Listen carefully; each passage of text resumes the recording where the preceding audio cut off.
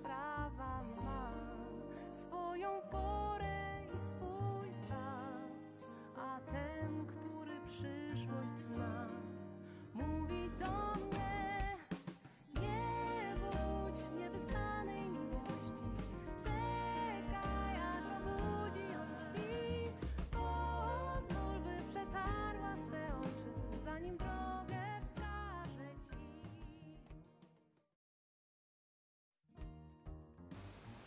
Boża Singielka nie jest o nauczaniu kobiet.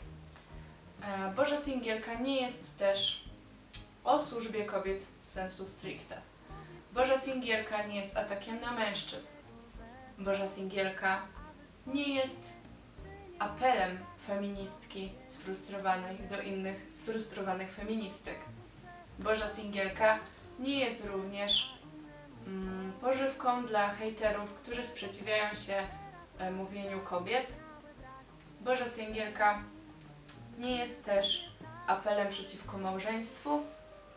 Boża Singielka jest polską alternatywą dla anglojęzycznych materiałów, vlogów dotyczących związków i bycia singlem. Jest miejscem, gdzie mówimy o wolności, jest miejscem okazywania wsparcia dla tych, którzy tego potrzebują, odpowiada na braki, potrzeby, które zauważam w Polsce. Jest chrześcijańską alternatywą, chrześcijańskim kanałem mówiącym wprost o pewnych rzeczach, o których dotychczas w Polsce milczeliśmy.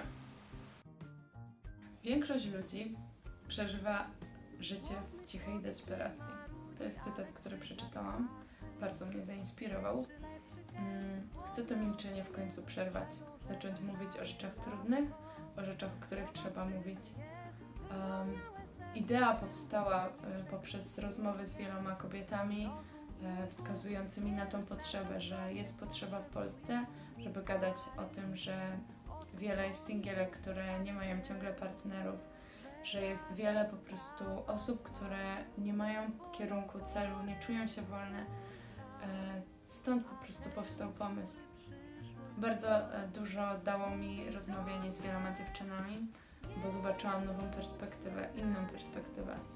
Zobaczyłam, że po prostu jest duża dziura, jeżeli chodzi o nauczanie w tej kwestii, w kwestii bycia singlem. Jak się przygotować do związku. Zrozumiałam, że singielstwo to jest etap przejściowy. Jak my mamy dobrze wejść w związki w pełnej wolności, radości, kiedy nie jesteśmy wolni, kiedy jesteśmy sami? To były pytania, na które musiałam sobie sama odpowiedzieć.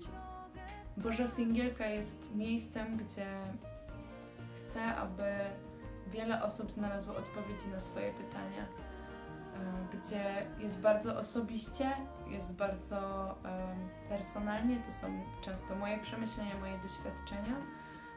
Boża Singielka będzie przestrzenią, gdzie wiele osób będzie dzieliło się swoimi historiami, gdzie będą wywiady.